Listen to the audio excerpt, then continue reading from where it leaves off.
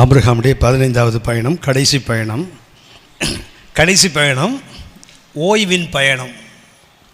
ஓய்வின் பயணம், journey of rest. Rest என்றாலே நாம் அறிந்திருக்கிறோம்.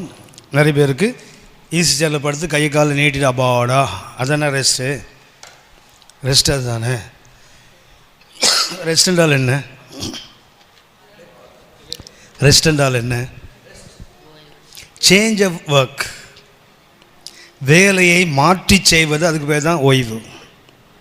ஓய்வுனா படுத்து தூங்குறது இல்லை, சேஞ்ச் ஆஃப் ஒர்க். இப்போது கர்த்தர் 6 நாளை படைத்தார்ல, 7ஆம் நாள் என்ன செய்தார்? படுத்து தூங்கிட்டாரா? படுத்து தூங்கிட்டாரா? இல்லையே, படுத்து தூங்கலை. ஏன்னா 8ஆம் நாள் ஒரு புதிய தொடக்கம் இருக்குது. 6 நாளில் இருந்து முடித்து விட்டு 7ஆம் நாளில் கர்த்தரை ஆசீர்வதித்து அந்த நாளை பரிசுத்தப்படுத்தி அந்த நாளில் ஓய்ந்திருந்தார். ஆனால் 8ஆம் நாள் பார்த்தீங்கன்னா இட்ஸ் எ நியூ பிகினிங். மறுபடியும் 8ஆம் நாள் ஒன்று முடிஞ்சு போயிடலை, 7ஓடு முடிஞ்சு. 8 என்பதற்கு பைபிளில் எ நியூ பிகினிங் என்ற அர்த்தம், ஒரு புதிய தொடக்கம் என்ற அர்த்தம். 7 பரிபூரணம், 8 என்பது எ நியூ பிகினிங், ஒரு புதிய தொடக்கம். God is planning for a new beginning, ஒரு புதிய தொடக்கத்துக்கு கர்த்தரை காத்திருக்கிறார்.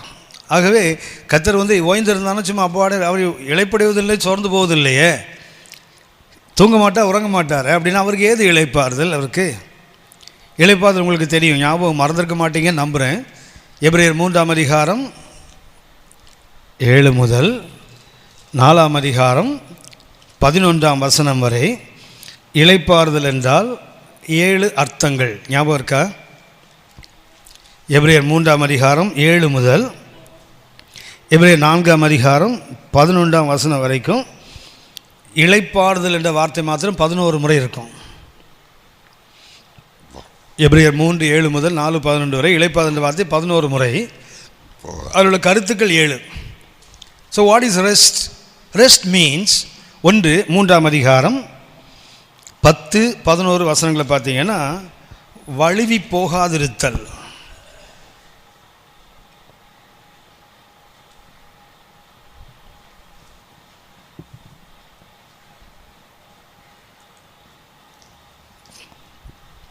எபிரேயர் 3ஆம் அதிகாரம் 10 11 வசனங்களை கொஞ்சம் வாசிங்க. ஆதலால் நான் அந்த சந்ததியை அரோசித்து அவர்கள் எப்பொழுதும் வழுவி போகிற இருதயமுள்ள ஜனம் என்றும் என்னுடைய வழிகளை அறியாதவர்கள் என்றும் சொல்லி என்னுடைய இளைப்பாறுதலில் அவர்கள் பிரவேசிப்பது இல்லை என்று என்னுடைய கோபத்திலே ஆணையிட்டேன் என்றார். யாருக்கு இளைப்பாறுதல் கிடைக்கும்? வழுவி போகாமல் தேவனை உறுதியா யார் பற்றி கொண்டு நிற்கிறார்களோ அதுக்கு பேர் தான் பேரு இளைப்பாறு. ரெஸ்ட் மீன்ஸ் வேலை செய்து அப்படி படுத்துக்கிறது இல்லை, தேவனை விட்டு வழி விலகி போகாமல் இருக்கணும், தெரியுங்களா? That is called rest. அப்போ இளைப்பாறுதல் அர்த்தம் என்ன? தேவனை விட்டு வழுகி போகாமல் இருப்பது தான் இளைப்பாறுதல். 2ஆவதாக 3ஆம் அதிகாரம் 18ஆம் வசனம் வாசிங்க. பின்னும் என்னுடைய இளைப்பாறுதலில் பிரவேசிப்பது இல்லை என்று அவர் யாரை குறித்து ஆணையிட்டார்? கீழ்ப்படியாதவர்களை குறித்து அல்லவா? யாருக்கு இளைப்பாறுதல் கிடையாது? கீழ்ப்படியாதவர்களுக்கு இளைப்பாறுதல் கிடையாது. அப்படின்னா இளைப்பாறுதல் என்ன? கீழ்ப்படிதல். அந்த எபிரேயர் 3:18 என்ன வாசிக்கிறோம்? பின்பு யாரை குறித்து கர்த்தர் சொன்னார்? இன்றைய இளைப்பாறுதல்கள் வரமாட்டாங்கன்னு. கீழ்ப்படியாதவர்களுக்கு தானே. அப்படின்னா இளைப்பாறுதல் யாருக்கு உண்டு? கீழ்ப்படுகிறவங்களுக்கு தான் உண்டு. ஸோ அங்கே நெகட்டிவாக இருக்குது, பாசிட்டிவாக திருப்பி பார்த்தீங்கன்னா அர்த்தம் என்ன? இளைப்பாறுதல் என்றால் தேவனுடைய வசனத்துக்கு கீழ்ப்படுகிறோம், தெரியுங்களா? அதுதான் உங்களுக்கு எனக்கும் இளைப்பாறுதலை கொடுக்கும். தேவ வசனம் என்று தெரிந்தும் கீழ்ப்படியாமல் போகலைன்னா கண்டிப்பாக இளைப்பாறுதல் இருக்காது. ஐயோ பைபிள் இப்படி சொல்லுதே, நான் இப்படி வாழ்கிறேனே, இப்படி சொல்கிறேனே, இப்படி வாழ்கிறேனே, அந்த குற்ற உணர்வு எப்போதும் ஒருவனை அலக்கழித்து கொண்டே இருக்கும். எப்போ வசனத்துக்கு கீழ்ப்படிந்து விட்டோமோ அப்போ ஒரு பெரிய இளைப்பாறுதல். ரெஸ்ட் எப்போ உண்டாகுது? ரெஸ்ட் மீன்ஸ் 2வது ஒபீடியன்ஸ் டு காட். 3ஆவதாக 4ஆம் அதிகாரம் 1ஆம் வசனம் வாசிங்க. ஆனபடியினாலே அவருடைய இளைப்பாறுதலில் பிரவேசிப்பதற்கு ஏதுவான வாக்குத்தத்தம் நமக்கு உண்டாயிருக்க உங்களில் ஒருவனும் அதை அடையாமல் பின்வாங்கி போனவனாக காணப்படாதபடிக்கு பயந்திருக்க கடவோம். என்ன வேண்டும்? பின்மாற்றம் இல்லாத ஒரு வாழ்க்கை. No backsliding at all. பின்மாற்றம் வந்தால் என்ன ஆகும்? அவனுக்கு இளைப்பாறுதல் இல்லைன்னு அங்கே போட்டிருக்கு. கர்த்தர் யாருக்கு இளைப்பாறுதலை கொடுக்க மாட்டார்? பின்மாற்றக்காரனுக்கு இளைப்பாறுதல் இல்லை. அப்படின்னா பின்மாற்றம் இல்லாமல் நீங்கள் நான் வாழ கற்றுக்கொள்கிறோமே அதுக்கு பேர் தான் இளைப்பாறுதல். அப்போ தேவனை விட்டு பின்வாங்கி போவது அல்ல. தேவனோடு என்றைக்கும் நிலைத்து நிற்பது தான் இளைப்பாறுதல். 4ஆவதாக 4ஆம் அதிகாரம் 2, 3 வசனங்களை வாசிங்க. ஏனெனில் சுவிசேஷம் அவர்களுக்கு அறிவிக்கப்பட்டது போல நமக்கும் அறிவிக்கப்பட்டது. கேட்டவர்கள் விசுவாசம் இல்லாமல் கேட்டபடியினால் அவர்கள் கேட்ட வசனம் அவர்களுக்கு பிரயோஜனப்பட. ஏன் அவர்களுக்கு இளைப்பாறுதல்? அவிசுவாசம் அவன் இளைப்பாறுதலை எடுத்து விட்டது. கேட்டவங்க என்ன பண்ணாங்களா? விசுவாசம் இல்லாமல் கேட்டபடியினால அது அவங்களுக்கு என்ன செயல்படவில்லை. அதாவது இப்படி அவிசுவாசத்தோடு கேட்டாங்க. அப்படின்னா இளைப்பாறுதல் வேண்டுமானால் என்ன வேண்டும்? ஃபெய்த், விசுவாசம். விசுவாசம் இருக்கிறவனுக்கு தான் என்ன உண்டு? இளைப்பாறுதல் உண்டு. யோசிச்சு பாருங்களேன், எது நடந்தாலும் வாழ்க்கை நமக்கு தெரியும் ஒரு நல்லதுக்கு தான். அந்த ஃபெய்த் நமக்கு வந்துட்டுன்னு வச்சிங்களேன், எத்தனை நெருக்கங்கள் வந்தாலும் அமைதியாக உட்காந்துருப்போம். என்னை யோசிச்சு பாருங்கள், நம்ம அவசரப்படுறதுனால, நாம் துரிதப்படுவதனால எதுவும் உடனே நடக்காது. அவர் குறித்த காலத்தில் அது கரெக்டாக நடக்கும். நாம் அவசரப்படுவதனால எந்த மாற்றமும் நடக்க போகிறதில்ல. எனக்கு அடிக்கடி நான் உதாரணமாக வைத்துக்கொள்வேன். இஸ்ரவேலின் முதல் ராஜா சவுல். அந்த சவுலுக்கு சாமுவேல் சொல்லிட்டு போயிருந்தார், குறித்த காலத்தில் நான் வருவேன். அவர் வரல. மனுஷன் தானே, தேவன் இல்லையே. அதன் காலத்தில் நேர்த்தியாச்சு தேவன் தான். மனுஷன் விரும்பினா கூட எங்கேயே டிராஃபிக் ஜாமில் மாட்டிகிட்டு இருப்பார். சரிங்களா? உலகத்திலேயே உருப்படாத ஒரு ஜாம் உண்டுன்னா அது டிராஃபிக் ஜாம் தான். சரியா? எத்தனையோ ஜாம் இருக்குது. மிக்சர் ஃப்ரூட் ஜாம்ன்றான், ஆரஞ்சு ஜாம்ன்றான். ஆனால் உருப்படாத ஒரு ஜாம்னா அது டிராஃபிக் ஜாம் தான். கவனிங்க, அந்த ஃபெய்த் இருக்கணும். புறப்படும் அவசரப்படுறோம், ஐயோ ஐயோ ஐயோ அவசரப்பட்டு ஒன்றும் ஆக போகிறதில்ல. கர்த்தர் குறித்த நேரத்தில் கொண்டு போய் சேர்ப்பார். கர்த்தர் சரியான நேரத்தில் சேர்ப்பார். நான் அடிக்க யோசிப்பேன், இந்த சவுல் ராஜா என்ன பண்ணிட்டான்? சாமுவேல் வரல, பெலிஸ்தியன் வந்து விட்டான். வர வேண்டியவர் வரல, வரக்கூடாத எதிரி வந்துட்டான். இது வந்தால் பிரச்சனை இல்லை, கூட இருந்தவங்களாம் ஓடி போயிட்டானுங்க. மக்கள் நம்ம என்ன பண்ணால் தீர்க்கதரிசி வரல ஜெபம் பண்ணுறதுக்கு, எதிரி வந்து விட்டான். இப்போ நம்ம என்ன பண்ணுறது? ஓடி போய் மலைகளிலும் குகைகளிலும் கெபிகளிலும் புதர்களிலும் போய் பதுங்கிட்டாங்க. இவன் தனித்து விடப்பட்டான். என்ன பண்ணிட்டான் தெரியுங்களா? துணிஞ்சு சொல்கிறான் பாருங்களேன், நான் விண்ணப்பம் பண்ணவும் இல்லை. தீர்க்கதரிசி வரல, எதிரி வந்து விட்டான், மக்கள் ஓடிட்டாங்க. இவன் என்ன பண்ணியிருக்கணும்? உடனே ஜெபம் பண்ணியிருக்க. என்ன சொல்கிறான்? ஜெபம் பண்ணவும் இல்லை என்று எண்ணி துணிந்து ஆசாரியன் செலுத்துகிற பலியை செலுத்தினேன். அவன் பலி செலுத்திட்டு இருக்கும் போதே அவன் சாமுவேல் காலடிகள் சத்தம் கேட்குது பாருங்களேன். அப்படியானால் நம்முடைய அவசரம் என்ன பண்ணும் தெரியுங்களா? சில நேரத்தில் செய்யக்கூடாதது நம்ம செய்ய தூண்டும். எப்போ நாம் மற்றவங்க செய்கிறது தவறுன்னு சொல்லுவோம், அதை நாமே செய்வோம். எப்போனா நம்ம அவசரப்படும் போது, ஆத்திரப்படும் போது, நம்ம மறக்கும் போது என்ன பண்ணுவோம் தெரியுங்களா? மற்றவங்க சொன்னால் என்னங்க பைபிள் எடுத்து பிரசங்கம் பண்ணுறீங்க, இப்படி பேசலாமான்னு சொல்கிற அதே வார்த்தையை நானே பேசுவேன் கோவப்பட்டேன்னா. ஏன்னா எனக்கு என்ன போயிடுச்சுன்னா, தேவன் மேலே இருக்க நம்பிக்கை போயிடுச்சு. நீங்கள் என்ன சூழலேருந்து வரீங்க, என்ன பொறுப்புலேருந்து வரீங்கன்னு எனக்கு தெரியாது. பட் கர்த்தர் பார்க்குறாரு. அந்த ரெஸ்பான்சிபிலிட்டி மிக முக்கியமானது. பொறுப்பு இல்லாதவங்க கொஞ்சம் சீக்கிரம் வரலாம். பொறுப்பு உள்ளவங்க ஒரு குழந்தைய ஸ்கூலில் கொண்டு விட வேண்டிய வேலை உங்களுக்கு இருந்துன்னா என்ன ஆகணும்? அது நீங்கள் செய்து தான் ஆகணும். எனக்கு குழந்தை இல்லை, ஆனால் நான் பாட்டு ஈஸியாக வந்து நிற்பேன். நான் உங்களுக்கு குற்றம் சாட்ட முடியாது. கர்த்தருக்கு தான் தெரியாது. ஆனால் அவசரப்படுறதுனால என்ன செய்ய முடியாது? நியாயமான நேரத்தில் புறப்பட்டு ஏதோ தவிர்க்க ஒரு விபத்து வந்துச்சு, ஏதோ ஒன்றும் பண்ண முடியாது இல்லையா? அந்த நேரத்தில் பதட்டப்படாதீங்க. கர்த்தர் நோக்கம் இல்லாமல் எதையும் அனுமதிக்க மாட்டார். கடந்த வாரம் திருவொற்றியூரில் ஒரு மீட்டிங்க்கு எங்கள் வீட்டில் இருந்தால் 8:45 கிளம்பினேன். நான் 11:30 தான் திருவொற்றியூரில் பேசணும். 8:45 கிளம்பி தாம்பரம் வந்தேன். தாம்பரத்தில் கொண்டு என் பைக்கை அங்கே சிஎஸ்சி சர்ச்சுக்கு அங்கே விட்டுட்டு பஸ்ஸுக்கு காத்து நின்னால் 3/4 மணி நேரம் பஸ் கிடையாது, திருவொற்றியூர் பஸ். அப்புறம் யோசித்தேன், எனக்கு தெரிஞ்ச கால் டாக்ஸி, எனக்கு தெரிஞ்ச நண்பர்கள் எல்லாருக்கும் ஃபோன் பண்ணேன், யாராவது கார் ஃப்ரீயாக வச்சுருப்போம் அப்படின்னு. ஒரே ஒருத்தமாக சொன்னார், அண்ணா என்னால் வர முடியாது, காரை வேணா கொண்டு வந்து பஸ் ஸ்டாண்ட் விட்டு நீங்கள் ஓட்டு போங்க காரு. இது வம்பா இது. என்னாச்சுன்னா, நான் 11:30 போகிறேன். இப்போ அங்கே இங்கே குரலகம் போகிறதுக்குள்ளேயே 11:30 தாண்டிடுச்சு. மவுண்ட் ரோடில் பார்த்தீங்கன்னா 3/4 பங்கு பிளாக் பண்ணி வச்சுருக்காங்க. நான் இது ரொம்ப நாளைக்கு அப்புறம் எடுத்தால் ஃபஸ்ட் டைம் ட்ராவல் பண்ணுறேன். ரொம்ப அவசரப்பட்டு அங்கேருந்து ஒரு ஆட்டோவில் டைரெக்டாக திருவொற்றியூருக்கு போனேன். போனால் 12:10 தான் போனேன். 11:30 ஆரம்பிக்க வேண்டிய மீட்டிங். அவங்க பாடிட்டு வர்ஷிப் பண்ணிட்டு இருந்தாங்க. 11:30 3 மணிக்கு முடிக்கணும். இந்த லேட்டாக போனதுனால 4:30 வரைக்கும் எடுத்தேன் கிளாஸ். பட்னி அது வரைக்கும். ஃபாஸ்டிங் இல்லை, பட்னி. எனக்கு பட்டினா பரவாயில்ல, மீட்டிங் கேட்டவங்களாம் பட்னி.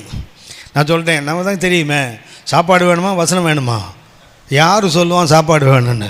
மனசு வயிறெல்லாம் திட்டம், நாசமாக போகிற பாவி கேட்டு தொலைச்சிட்டான். ஆனால் வேணாம் தானே. இப்போ நீங்கள் கூட வேணான்னு சாப்பாடுனா வேணும்னா சொல்லுவீங்க. சாயங்காலம் 4:30 மணி வரைக்கும் பேசுகிறேன். என்ன விசேஷம் அப்படின்னா, திருச்சியிலேருந்து ஒரு தம்பி ஃப்ளைட்டில் வரான்.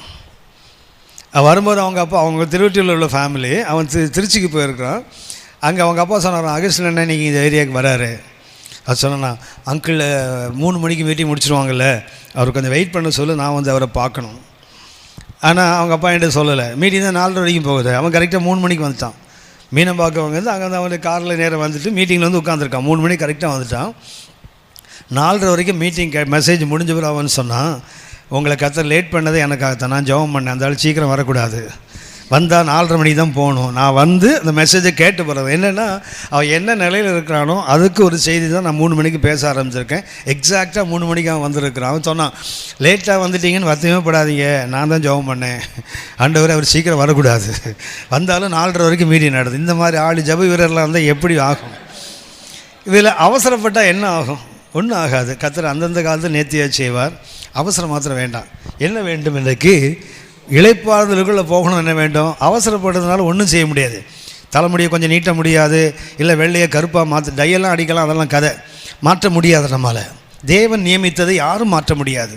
இவங்க ஏன் அந்த இளைப்பாறுதல் அவங்களுக்கு கிடைக்கல தெரியுங்களா? அவங்களுக்கு அவிசுவாசம். அவன் கேட்டதை எப்படி தான் கேட்குறாங்க? அவிசுவாசத்தோடு கேட்டதுனால அது அவங்களுக்கு இளைப்பாறுதல் கிடைக்கல. அப்போ நமக்கு இளைப்பாறுதல் வேண்டுமானது என்ன அர்த்தம் தெரியுங்களா? விசுவாசத்தோடு அதை கேட்க வேண்டும். 5ஆவதாக 4ஆம் அதிகாரம் 5ஆம் வசனம் வாசிங்க. அன்றியும் அவர்கள் என்னுடைய இளைப்பாறுதலில் பிரவேசிப்பது இல்லை என்றும் அந்த இடத்தில் தானே சொல்லி இருக்கிறார். 7ஆம் வசனம் வாசிங்க. இன்று அவருடைய சத்தத்தை கேட்பீர்களாகில் உங்கள் இருதயங்களை கடினப்படுத்தாதீர்கள் என்று வெகு காலத்திற்கு பின்பு தாவீதின் சங்கீதத்திலே சொல்லியிருக்கிறபடி. அப்படின்னா இளைப்பாறுதல் வேண்டுமானால் என்ன வேண்டும்? மனக்கடினமின்மை. மனக்கடினம் கூடாது. மனக்கடினம் இருந்தால் இளைப்பாறுதல் வருவதற்கு வாய்ப்பில்லை. இளைப்பாறுதல் கிடைக்காது மனக்கடினமின்மை இருந்தால். இப்படி என்ன வேண்டும் உங்களுக்கு? எனக்கும் மனம் கடினமாக மாத்திரம் இருக்கவே கூடாது. நீங்கள் மனசம் கடினப்படுறதுக்கு காரணம் என்ன தெரியுங்களா? கடந்த காலத்தினுடைய வலிகள், அடிகள், வேதனைகள். இந்த அடியை திரும்ப திரும்ப பட்டுகிட்டே இருந்தால் என்ன ஆகும் தெரியுங்களா? நம்ம அறியாமலே கடினமாகிடுவோம். ஆமாம், எல்லாரும் இப்படி தான். கொடுத்தா மாத்திரம் என்ன, தலையில் சாடவ போகிறான், எப்படியும் கால்கள் போட்டு மெதிக்க தான் போகிறான். என்ன தான் செய்தாலும் எங்கள் அக்கா சொல்லுவாங்க, குடலை உருவி கொடுத்தா கூட வாழைநாருன்னு சொல்லுமா. இது குடலா, இது வாழைநாருன்னுமா. சரி, வாழைநார் தெரியும் தானே, வாழை பட்டையிலேருந்து உரிக்கிறான்ல, அதுன்னு வாங்கலாம். அதனால் எனக்கு தெரிந்து யாருக்கு உதவி செய்தாலும் உங்களுக்கு பாராட்டு வேலை நடத்த போகிறதில்ல. தெரியாதா, ரொம்ப செய்துட்டாங்கல்ல, இப்படி தான் சொல்லிட்டு போவான் ஆடு. ஆனால் இது நம்ம மனசை கடினப்படுத்தி விடக்கூடாது. என்ன செய்தாலும் கிடைச்சா நல்ல பேரா, அந்த இடத்துக்கு வந்துடக்கூடாது. என்ன செய்தாலும் கெட்ட பேர் தான் வரும், ஆனாலும் செய்வதை நிறுத்தக்கூடாது. அதுதான் மனக்கடினமின்மை. நமக்கு என்ன ஆகுனா, நன்மை செய்து தீமையை வாங்கும்போது ஒரு எல்லை வரும்போது நமக்கு என்ன ஆகும்? நான் அடிக்கடி சொல்கிற உதாரணம், தாவீது எல்லாவற்றையும் இழந்து விட்டான். 1 சாமுவேல் 30ஆம் அதிகாரத்தில் மனைவி, பிள்ளைகள், உடைமைகள் எல்லாம் இழந்துட்டாங்க. கூட இருக்கிற மனிதர்கள் கூட என்ன பண்ணுறாங்க தெரியுங்களா? தாவீது மேலே கல்லெறிய தீர்மானித்தார்களாம். தாவீதால் வாழ்வு பெற்றவர்கள், கடன் வாங்கினவன், இந்த சமுதாயத்தை துரத்தப்பட்டவன், பொல்லாதவன் சொல்லி பேர் எடுத்து கடன் வாங்கினவன்லாம் வெளியே வந்திருக்கிறானுங்க. தாவீது அவர்களை சேர்த்து கொண்டு அந்த தேவசேனைக்கு பின்னாடி ஒரு பேர் வந்துட்டு, தேவசேனை பேர் வந்துட்டு. திருட்டு பசங்க கூட்டத்துக்கு அப்புறம் என்ன பேர் வந்தது?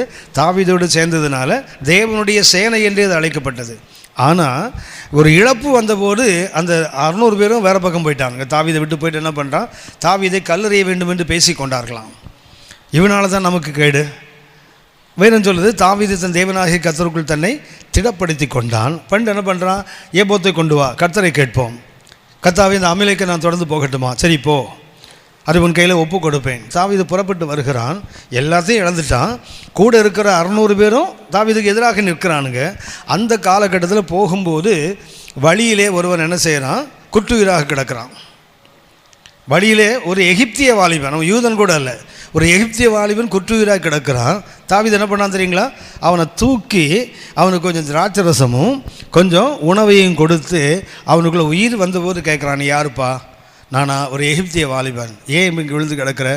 நான் ஒரு அமலேக்கு எஜமானுக்கு வேலைக்காரனாக இருந்தேன். நாங்கள் தான் கொள்ளையடிச்சிட்டு போனோம். போகிற வழியில் நான் வியாதிப்பட்டதுனால என்னை சாகிறதுக்கு விட்டுட்டு போயிட்டான்.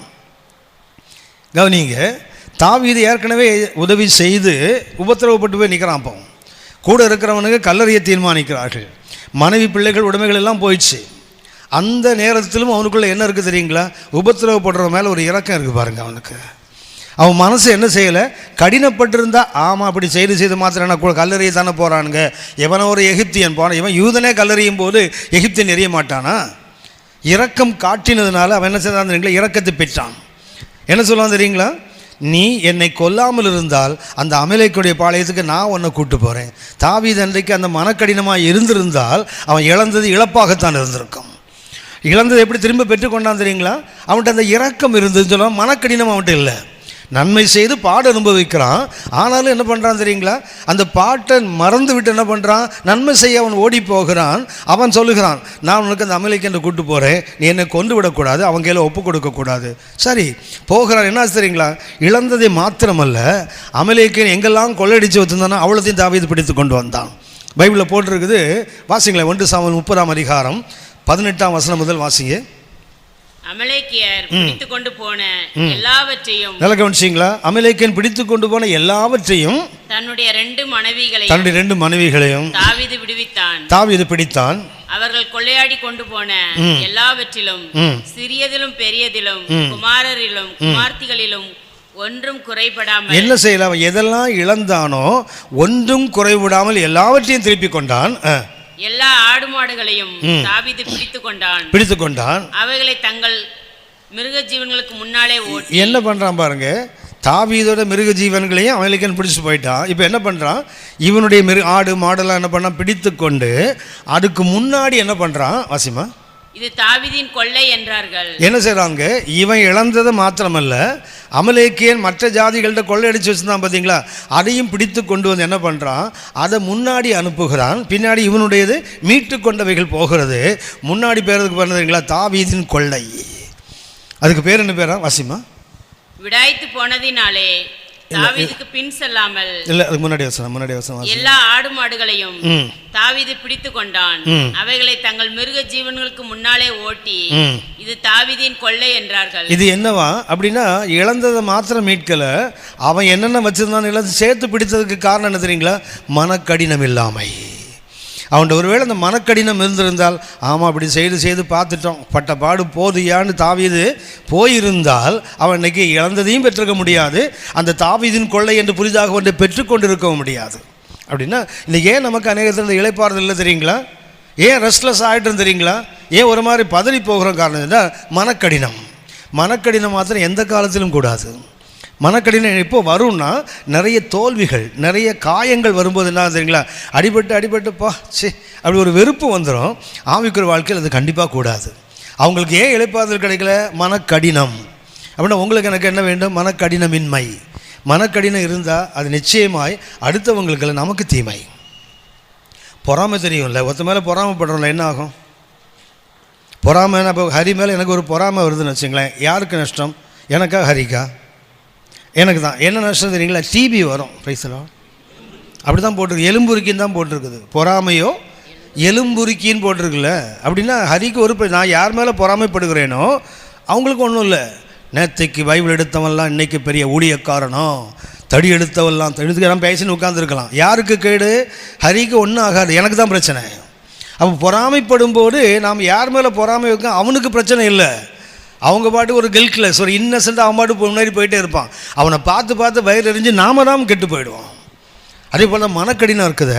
நமக்கு யாரோ ஒருத்தர் தீமை செய்திருக்கலாம். சில ஆளை பார்த்தீங்கன்னா ஒரு சிலரை பார்த்த உடனே நமக்கு பிடிக்காது, பார்த்துருக்கீங்களா, ஒரு சில முகத்தை பார்த்த உடனே பிடிக்காது, அவனுக்கு முன்ன பின்ன யாருன்னு தெரியாது, ஆனால் கூட பிடிக்காது. ஏன் தெரியுங்களா, இதே மாதிரி முகஜாட உள்ள எவனை வந்து நமக்கு கேடு உண்டாக்கியிருப்பான். அவனை பார்த்தோன்னா அந்த திருட்டு மூஞ்சி அப்படியே இவனுக்கு இருக்குது பாரு, அவனுக்கு சம்பந்தமே இருக்காது, சும்மா எவனையா ஒருத்தனை. அதே மாதிரி எவனாவது நாகர்கோவில்காரன் ஒருத்தன் உங்களுக்கு ஒரு துன்பப்படுத்திருப்பான். அதனால் நாகர்கோவில்காரன் எவன் வந்தாலும் திருட்டு பயலுங்கடா, அந்த ஊருக்காரனே இப்படி தான், அப்படி சொல்லாதீங்க சரியா. போன வாரம் ஒருத்தர் பிரசங்கம் பண்ணாராம், அந்த கன்னியாகுமரி ஆளுலாம் திறமசாலியான ஆளுங்கய்யா, பொல்லாதவனுங்கய்யான்னாராம். அப்படிலாம் அதாவது இப்போ கும்பகோணத்துக்காரனா அவனா டே திருட்டு பயடு அப்படி சொல்லாதீங்க. இல்லை ஒரு இனம், ஒரு நிறம், ஒரு முகஜாடை, ஏன்னா அவன் அப்படி இருந்திருக்கலாம், அதுக்கு எல்லாரும் அப்படிப்பான்னு சொல்ல முடியுமா, எல்லாருமே முடியாது. அதனால் ஒரு நிகழ்ச்சியை வைத்துக்கொண்டு என்ன பண்ணக்கூடாது. ஸோ உதாரணமாக யாரோ ஒரு காவல்துறையை சார்ந்த ஒரு காவல்காரன் நமக்கு ஒரு துன்பத்தை உண்டாகியிருந்தா போலீஸ்காரெலாம் திருட்டு போயின்னு சொல்லிட்டு அலைய முடியுமா. ஒரு ப்ரொஃபஷன், இல்லை என்றால் ஒரு உறவு, இல்லை என்றால் ஒரு ஊழியத்தில் யாரோ ஒருவர் நமக்கு தப்பு பண்ணியிருக்கலாம், அதை வைத்து எல்லாரையும் அதே அளவுகளில் எடை போடக்கூடாது. இந்த ஜாதி பற்றியை காட்டாம்பார், அது ஒன்று நம்மகிட்ட வேலை. ஜாதியே கிடையாது, அதில் எங்கேருந்தா ஜாதி புத்தி வருது? ஜாதியே கிடையாது இல்லையா? அதுக்கப்புறம் ஜாதி புத்தியை காட்டணும். ஆமாவா இல்லையா? ஆமாவா இல்லையா? நம்ம அந்தரங்கத்தில் சொன்னது இவருக்கு எப்படிடா தெரிஞ்சுதுன்னு பார்க்குறீங்களா? சொல்லுவோம். எல்லாம் எவ்வளோ பெரிய பிரசங்கியாரம் இருக்கவங்க கூட நேரம் வரும்போது பாரு அவங்க புத்தியை காட்டான் பார் தெரியும். அந்த கூட்டம் அப்படித்தான் ஐயா, உருப்படுறதுக்கும் சான்ஸ் இல்லை, பரவும்போதுக்கு வாய்ப்பே இல்லை. ஏன் தெரியுங்களா? யாரோ ஒருவர் நமக்கு தவறு செய்தால் எல்லாரையும் அந்த அளவுகள் அளக்க. ஏன்னா மனக்கடினம் தான் அதை பண்ணும். இளைப்பாறுதல் வேணும்னா மனக்கடினம் கூடாது. அடுத்த ஒன்றை சொல்லுகிறேன். அதே 4ஆம் அதிகாரம் 8ஆம் வசனம் வாசிங்க. யோசுவா அவர்களை இளைப்பாறுதலுக்கு உட்படுத்தி இருந்தால் பின்பு அவர் வேறொரு நாளை குறித்து சொல்லி இருக்க மாட்டாரே. போதுமா? யோசுவா என்ன செய்தார்? அவர்களை இளைப்பாறுதலுக்கு உட்படுத்தி இருந்தால் வேறொரு நாளை குறித்து சொல்லி இருக்க மாட்டாரே. இன்றைக்கு உங்களுக்கு எனக்கு இளைப்பாறுதல் வேண்டுமானால் கவனிங்க, எபிரேயர் 4:8 என்ன வாசிக்கிறோம்? யோசுவா அவர்களை இளைப்பாறுதலுக்கு உட்படுத்தி இருந்தால் வேறொரு நாளை குறித்து கர்த்தர் பேசி இருக்க மாட்டாரே. கொஞ்சம் கவனிங்க. யோசுவா அந்த இஸ்ரவேல் மக்களை கானானுக்குள்ளே கூட்டு போனாரா இல்லையா? கூட்டு போனாரா? 12 கோத்திரங்களுக்கும் சீட்டு போட்டு பகிர்ந்து கொடுத்தாரா இல்லையா? ஆனால் இங்கே போட்டிருக்குது யோசுவா அவர்களை இளைப்பாறுதலுக்கு உட்படுத்தி இருந்தால்னு போட்டிருப்பாருங்களேன். அப்படின்னா படலையா? யோசுவா இஸ்ரவேல் மக்களை கர்த்தரே சொன்னார், மோசேட்ட சொன்னார், நீ யோர்தானை கடந்து போக மாட்டேன். அது நூனின் குமாரனா யோசுவா என்ன செய்வான்? அவர்களை யோர்தானை கொண்டு போனார், யோர்தானை பிளந்தார், கூட்டு போனார், தேசத்தை பகிர்ந்து கொடுத்தார்ல. ஆனால் இங்கே என்ன போட்டிருக்குது? யோசுவா அவர்களை இளைப்பாறுதலுக்கு உட்பிரவேசிக்க பண்ணி இருந்தால். அப்படின்னா பண்ணலைன்னு அர்த்தம். ஆமாவா? அப்படின்னா யோசுவா கூட்டு போகலையா? கூட்டு போனார். எப்படி போச்சது? உடம்பு தான் போச்சு, புத்தி போகலை. உள்ள ஃபிசிக்கலாக போனானே தவிர எதில் போகலை? ஆவிக்குரிய இளைப்பாறுதல் அவனுக்கு கிடைக்கல, சரீரத்துக்கு அவனுக்கு இளைப்பாறு. 40 வருஷம் அடைஞ்சி திரிகிறாங்க. என்ன உண்டாயிடுச்சு? அந்த அலைச்சலுக்கு ஒரு முற்றுப்புள்ளி வந்ததே தவிர உள்ள மனசு ஒன்று அலைஞ்சிட்டு இருக்கு தெரியுங்களா? அதுக்கு என்ன வரல? முற்றுப்புள்ளி வரவில்லை. புரியுதா? ஜாஷுவா 40 ஆண்டு மோசே கூட்டு வந்தார். ஸோ மோசே மறுத்த பின்பு யோசுவா தலைமை தாங்கி நடத்துகிறார். யோர்தான் பிளக்கப்பட்டது, எரிகோ வீழ்ந்தது, ஆயி பட்டணத்தை வென்றார்கள். உள்ளே போயிட்டாங்கல்ல, தேசம் அவர்களுக்கு சொந்தமாயிட்டில்ல, தேசம் பகிர்ந்து கொடுக்கப்பட்டது. ஆனால் அங்கே ஆவியானவர் சொல்கிறாரு, யோசுவா அவர்களை உட்பிரவேசிக்க பண்ணலைன்றார். யோசுவா அவர்களை இளைப்பாறுதலுக்கு உட்படுத்தி இருந்தால் இன்னும் ஒரு நாளை குறித்து அவர் பேசியிருக்க மாட்டாரே அப்படின்னு சொன்னால் என்ன அர்த்தம்? ஜாஷுவா அவர்களை எதில் உட்பிரவேசிக்க பண்ணினார்? உடம்பு தான் உள்ளே போச்சதே தவிர அவன் ஆன்மா என்ன செய்யலை, அதுக்குள்ளே இல்லை. கர்த்தர் கொடுத்த தேசத்தை அவனுக்கு பிரியமாக இல்லை. கர்த்தர் கொடுத்தால் பாலும் தேனும் ஓடுகிற தேசம், சகல தேசங்களின் திங்காரம், கர்த்தர் பார்த்து வைத்த தேசம். இதெல்லாம் எகிப்து கானானை பற்றி கர்த்தர் சொன்னது. ஆனால் ஜனங்களுக்கு என்ன ரொம்ப பொல்ல அது கொடுத்தார்ல. சில ஆசாமிகளை பார்த்தீங்கன்னா என்ன செய்தாலும் திருப்தியே வராது. பார்த்துருக்கீங்களா? எதை வேணால் கொடுத்து பாருங்க, ரொம்ப கொடுத்தாங்க தெரியாதா, இது பெரியதா, இதே தான் கதை. என்ன கொடுத்தாலும் அவனுக்கு திருப்தி. ஏன்னா அவனுக்கு எதில் இருக்குது? உடம்புல தான் இருக்குது, இங்கே வரல. உங்களுக்கு தெரியுமே, நல்ல மனிதனுடைய தன்மை என்ன? உடம்புலையா ஆவிலையா? நீதிமொழிகள் 14:14 வாசிங்க. நீதிமொழிகள் 14ஆம் அதிகாரம் 14ஆம் வசனம். Proverbs chapter 14 and verse 14. நீதிமொழிகள் 14:14. பின்வாங்கும் இருதயமுள்ளவன் தன் வழிகளிலேயும் நல்ல மனுஷனோ தன்னிலே தானும் திருப்தி அடைவான். அப்ப திருப்தி எங்கிருந்து வரணும்? தன்னிலே தான் திருப்தி வந்தால்தான். கர்த்தர் நமக்கு கொடுக்கிற பொருள்களிலோ இல்லை நாம் இன்றைக்கு அனுபவிக்க பொருள்களினாலோ நமக்கு திருப்தி வராது. ஏன்னா திருப்தி எங்கே இருக்குது? மனசில் இருக்குது, உடம்புல இல்லை. யோசித்து பாருங்களேன். கல்யாண வீட்டுக்கு போனால் அந்த பிரியாணி கொடுக்குறாங்கல்ல, பிரியாணியா அது என்ன நாங்கள் பார்த்ததே, அப்படி உட்காந்துருக்கீங்க பாருங்களேன். பிரியாணி கொடுக்குறாங்களா? அதில் முதல்ல இந்த பிளேட்டில் சர்வ் பண்ணுறான் தெரியுங்களா? பிளேட்டில் சர்வ் பண்ண கொஞ்சம் நடிக்காதீங்க, ஒரிஜினலாக இருங்க. பிரியாணியே பார்க்காத மாதிரி பிளேட்டா அது என்ன இப்படி பார்க்குறீங்களே? எனக்கு தெரியும் உங்களை பற்றி. இலையில் கேசரி வச்சுட்டு திரும்பினான்னா அவன் திரும்பி பார்த்தா அவன் மறந்துடுவான். கேசரி வச்சு இடம் கூட தெரியாமல் உள்ளே போயிடும். சும்மாண்ணா அப்படியே நடிக்கிறீங்களே, பிரியாணியா நாங்கள் பார்த்தோமா கேட்டோமா மாதிரி உட்காந்துருக்கீங்களே. கவனிங்க, இந்த பிளேட்டில் சர்வ் பண்ணுறேன் ஏன் தெரியுங்களா? அந்த பீஸ் ஒழுங்காக வரணுங்கிறது தானே கொடுத்துருவான். ரெண்டாவது என்ன பண்ணுவாங்க? அந்த பேசினில் கொண்டு வந்து வேறு ரைஸ் போடுவான் தெரியுங்களா? நம்மளாம் விஐபியில் சரியா போடுறதுக்கு 2 போர் வேறு நமக்கு இருக்குல்ல. அதனால் என்ன பண்ணுவாங்க பசங்க, அங்கிள் இருங்கன்னு சொல்லி பிளேட்லேயே கொண்டு வந்து கொடுப்பான் தெரியுங்களா? ஆமாவா? ஆமாம், கரெக்டாக வாங்கி சாப்பிடுவோம் பாருங்களேன். அதான் போதகருடைய மேன்மையாக அதுதான். என்ன பண்ணுவோம் தெரியுங்களா, அதுக்கு தனியாக ஒரு ரோ வேறு. அங்கே கும்பல் இருந்தால் எல்லாம் கேட்பான்ல, தனியாக பாச உட்கார வச்சு என்ன பண்ணுவோம், தனியாக கொடுக்குறோம் தெரியுங்களா. 2வது பிளேட் கொடுத்தா ஜாலியாக சாப்பிடுவோம்ல. 3வது பிளேட் அதே மாதிரி கொடுத்தா என்ன பண்ணுவோம், தம்பி வேணாம் தம்பி. அவன் என்ன பண்ணுவான் தெரியுங்களா, அங்கிள் சாப்பிடுங்க அங்கிள். அப்போ என்ன பண்ணுவோம், சாதம் வேண்டாம், அந்த கறியை மாத்திரம் போடு, அதை அடிச்சிடுவோம்ல. 4வது ஒரு பிளேட்டை கொடுத்தா என்ன பண்ணுவோம், தம்பி வேண்டாம் தம்பி, தம்பி வேண்டாம், ஓ சாப்பிடியா அப்படின்னா என்ன பண்ணுவோம், மரியாதை காற்றுல பறக்குதுன்னு வச்சிங்களேன், அழுவோம்ல, ஐயோ என்னை விட்டுருயா அப்படி அழுவோம்ல. இவ்வளவு போட்ட பிறகும் முடியாமல் தானே எழுந்து வருவோம் அங்கேருந்து. சரியா, வீட்டில் சாப்பிட்டான்னா எலும்பெல்லாம் வெள்ளையாக மாறிடும், பார்த்துருக்கீங்களா. அந்த கறிக்குள்ளே ஒரு எலும்பு இருக்குது தெரியுங்களா, அதை டை அடித்த மாதிரி பிளெயின் ஆக்கிடுவான், அப்படி உயிர் இல்லாமல் ஆக்கிடுவான்.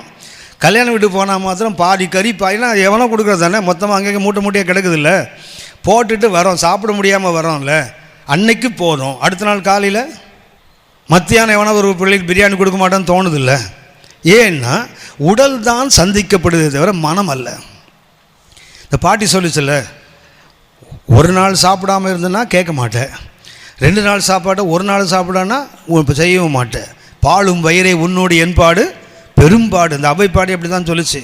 ஒரு வேளை சும்மா சாப்பிடாம இருந்தால் கேட்க மாட்டேங்கிற, சரிடா ஒரே நேரத்தில் 2 வேளை சாப்பாடு தரேன், சாப்பிட்டுட்டு இன்னொரு வேளை சாப்பாடு கேட்காதெல்லாம் கேட்குமா. இதுவும் வேண்டாம் அதுவும் வேண்டாம், பாலும் வயிறே உன்னோடு என்பாடு பெரும்பாடு. ஏன் அப்படின்னா நம்ம இன்றைக்கி உடல் தான் சந்திக்கப்படுகிறது, உள்ளம் சந்திக்கப்படலை. யோசித்து பாருங்கள். 3 யோவான் 2 வாசிக்கிறோம், பிரியமானவனே உன் ஆத்துமா வாழ்கிறது போல எல்லாவற்றிலும் வாழ்ந்த கத்தனை தெரியுங்களா. ஆன்மா எந்த அளவுக்கு வாழ்கிறதோ அந்த அளவுக்கு தான் உடல் வாழும். நம்ம திருப்பி வச்சுட்டு இருக்கிறோம், உடல் நல்லா வாழ்ந்தால் கத்தரை என்ன ஆசீர்வதிச்சிருக்கான்னு சொல்கிறோம். மார்வாடிக்கு தானே ஆசீர்வாதம் இருக்குது, அவனை கத்தரை அவனை ஆசீர்வதிச்சார். அப்படின்னா நம்ம எதை வச்சு அளக்கக்கூடாது, உடலினுடைய ஆசீர்வாதம் அல்ல மனதின் ஆசீர்வாதம். அதான் இங்கே போட்டிருக்குது, ஆவிக்குரிய தேடுதல் தான் சரியான இளைப்பாறுதல். எது உங்களுக்கு எனக்கு இளைப்பாறுதல் கொடுக்க தெரியுங்களா, என்னுடைய ஆவியில் ஒரு திருப்தி வந்துடணும், என் உள்ளான மனுஷன் ஒரு திருப்தி வந்து விட்டால் இந்த உடல் திருப்தி அடைந்தாலும் அடையாவிட்டாலும் அது தானாக சந்தோஷமாக போயிட்டுருக்கோம். அப்போ இளைப்பாறுதல் இன்றைக்கி ஏன் நிறைய பேருக்கு இல்லை தெரியுங்களா, ஆவிக்குரிய தேடுதல் இல்லை, சரீர தேடுதல் நமக்கு நிறைய இருக்குது. எது நாம் இன்றைக்கு தேட கற்றுக்கொண்டோம், நம்முடைய சரீரத்தின் தேவைகளுக்காக கர்த்தரை நோக்கி ஓடுகிறோம். இஸ்ரவேலுக்கு வந்த ஆபத்து அதுதான்.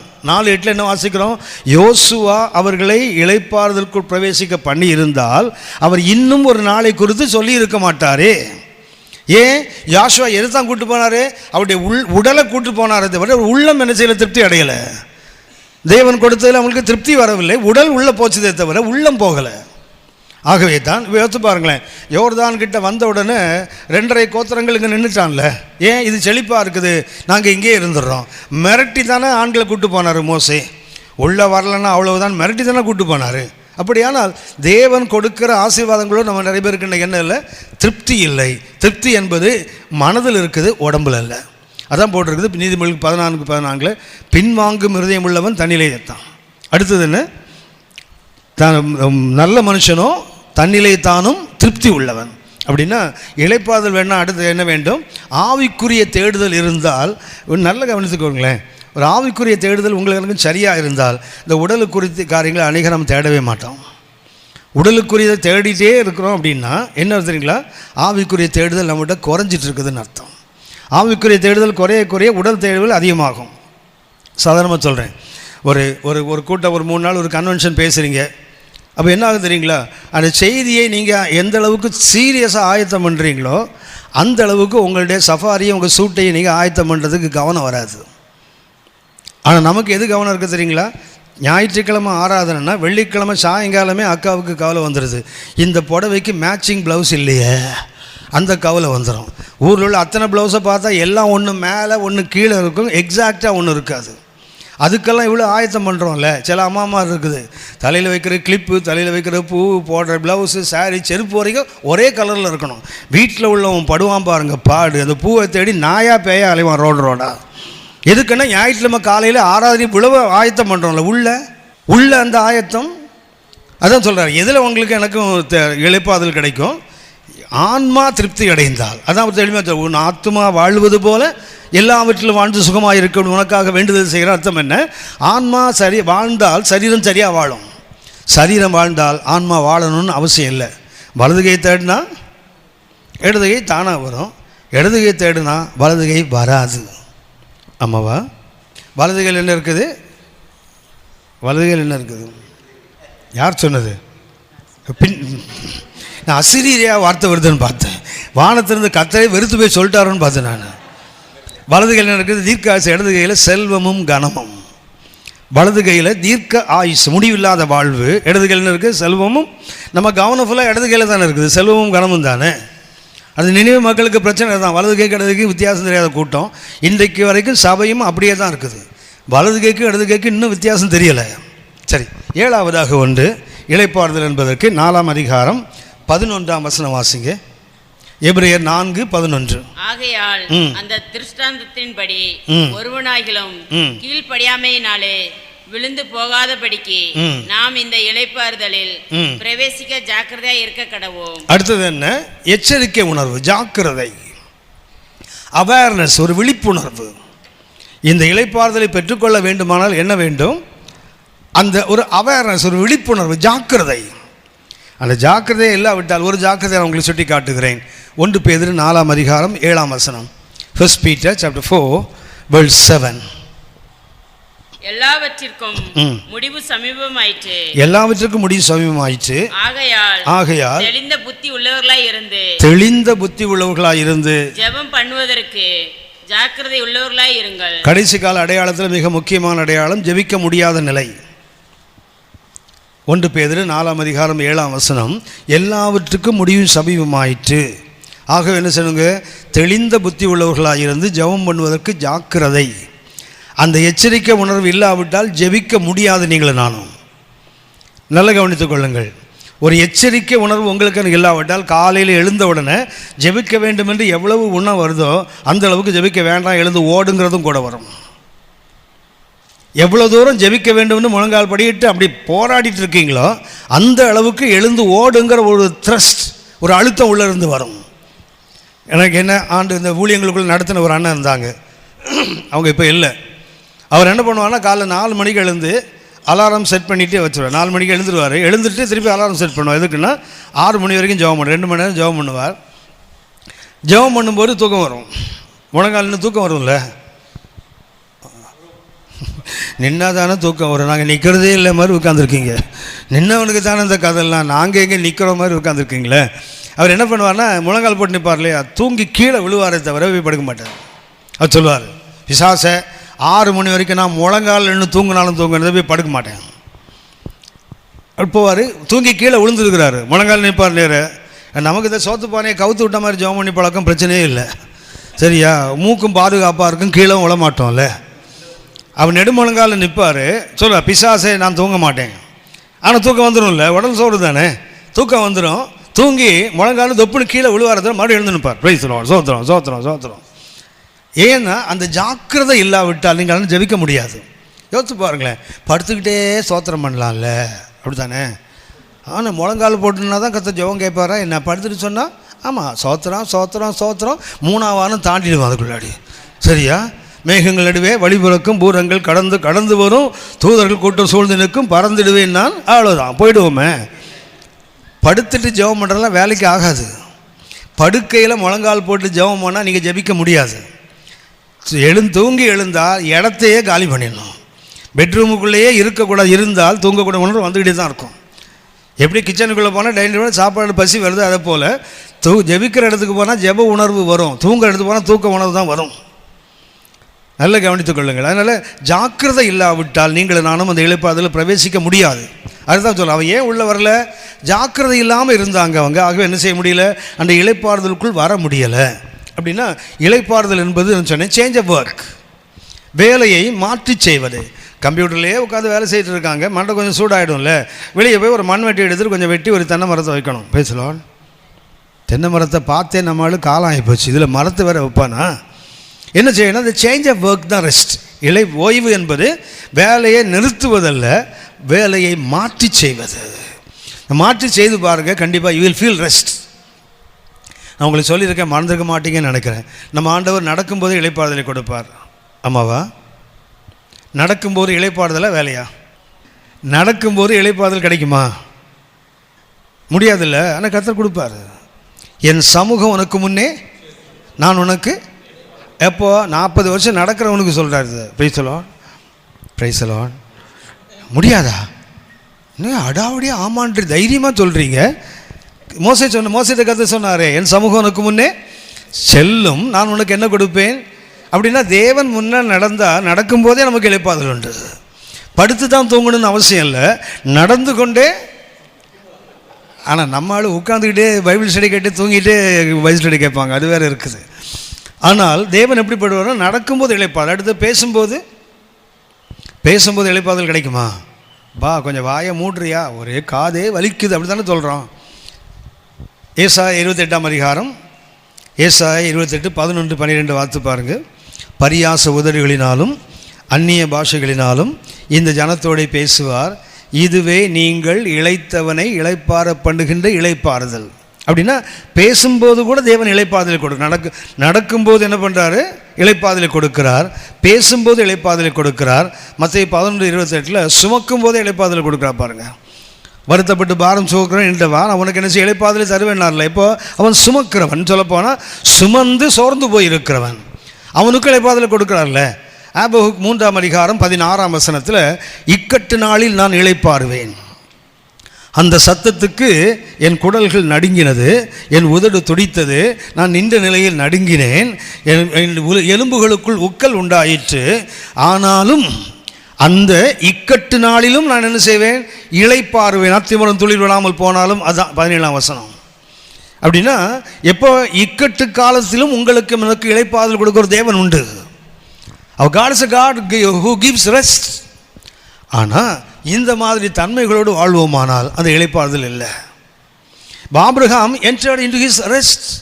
ஆபிரகாம் எதுக்குள் பிரவேசித்தார்? தன்னுடைய இளைப்பாறுதலுக்குள் பிரவேசித்தார்.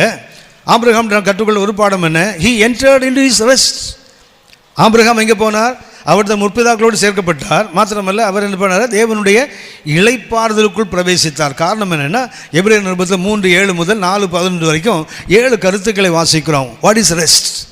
அதாவது what are needed for rest. இளைப்பாறுதல் வேண்டுமானால் என்னென்ன தேவை என்பது மிக அழகாக கர்த்தருடைய ஆவியானவர் எழுதி கொடுத்திருக்கிறார். இதை தாண்டி தான் ஆபிரகாம் என்ன செய்கிறார்? போய் அந்த மக்பேலாவுக்குள்ள போய் அவர் இளைப்பாற போனார் இல்லையா? அவர் சுமந்து கொண்டு போனாங்க, அவர் இளைப்பாறி விட்டார். ஆபிரகாமுடைய ரொம்ப பிடிக்கிற விஷயம் என்னென்னா, அவர் மரிப்பதற்கு முன்னாடி என்ன பண்ணுறார் தெரியுங்களா? He settled everything. எல்லாவற்றையும் என்ன பண்ணார்? சரிப்படுத்தி விட்டு தான் அவர் மரித்தார். ஏசாயா 38ஆம் அதிகாரம், ஏசாயா 38ஆம் அதிகாரம் 1ஆம் வசனம் வாசிங்க.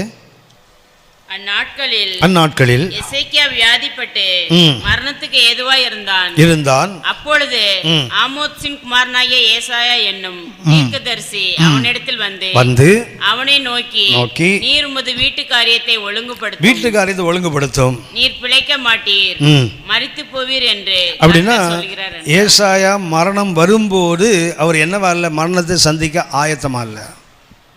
வீட்டு காரியத்தை என்ன செய்யல? அவர் ஒழுங்குபடுத்தவில்லை. கர்த்தர் ஒன்று சொல்லுகிறார் ஏசாயாவை கொண்டு, நீ உன் வீட்டுக்காரத்தை என்ன செய்ய? ஒழுங்குபடுத்தி, நீ சாக போகிற. மரணம் ஒருவேளை நம்ம எல்லாருக்குமே தெரியும், எந்த நிமிஷத்தில் மரணம் தட்டலாம். வாழ்க்கையின் கதவை எப்போ வேணாலும் மரணம் தட்டலாம்ல. தட்டும்போது are we prepared to enter into that rest? அந்த இளைப்பாத போன முதல்ல ஆபிரகாம் என்ன செய்தார்? He settled everything. ஈசாக்கு கொடுக்க வேண்டிய ஈசாக்கு கொடுத்தார், கேத்தூராளின் பிள்ளைகள் கொடுத்தார், மற்ற மறுமனைவியுடைய பிள்ளைகளுக்கு கொடுக்க வேண்டியதை கொடுத்து என்ன பண்ணார்? அவர்களே கீழ் தேசத்துக்கு அனுப்பிவிட்டார்னே போட்டிருக்குது. யார் எங்கே இருக்கக்கூடாது? வாக்குத்தத்தம் பண்ணப்பட்ட பூமி ஈசாக்குக்கு மாத்திரம். ஏனென்றால் அவன் தான் வாக்குத்தத்தம், மாம்சத்தின் பிள்ளைகள். ஈசாக்கு தான் யார்? வாக்குத்தத்தத்தின் பிள்ளை. ஆக என்ன பண்ணுறான்? வாக்குத்தத்த தேசம் யாருக்கு? ஈசாக்குக்கு. அவனுடைய தேசத்தை இவனுக்கு கொடுக்குறான். அந்த பரிசு பொருளை யாருக்கு கொடுக்குறான்? மறுமனைவியுடைய பிள்ளைகளுக்கு கொடுத்து அவர்களை தூர தேசத்தை அனுப்பிட்டான்னு போட்டுருப்பாருங்களேன். He settled everything. ஆபிரகாம் அந்த மரணத்துக்குள்ளே அவர் பிரவேசிக்கிறான். அதுக்கு முன்னாடி என்ன செய்தார்? இன்றைக்கி நிறைய தேவ மனிதர்கள் மரணத்தை சந்திக்க ஆயத்தமாக இல்லை. பாட்டெலாம் போடுவோம், மரணம் ஒன்று நெருங்கும் போது எங்கே நீ ஓடுவாய், பாட்டெலாம் நல்லா பாடுவோம். சகோதரனே, இன்று மரித்தால் நீ எங்கே இருப்ப? திருப்பி கேட்பான், ஐயா நீங்கள் மறிச்சிங்கன்னா வீட்டுக்காரெல்லாம் ஒழுங்காக பண்ணிட்டீங்களான்னு கேட்கணும்ல அவர் திரும்ப.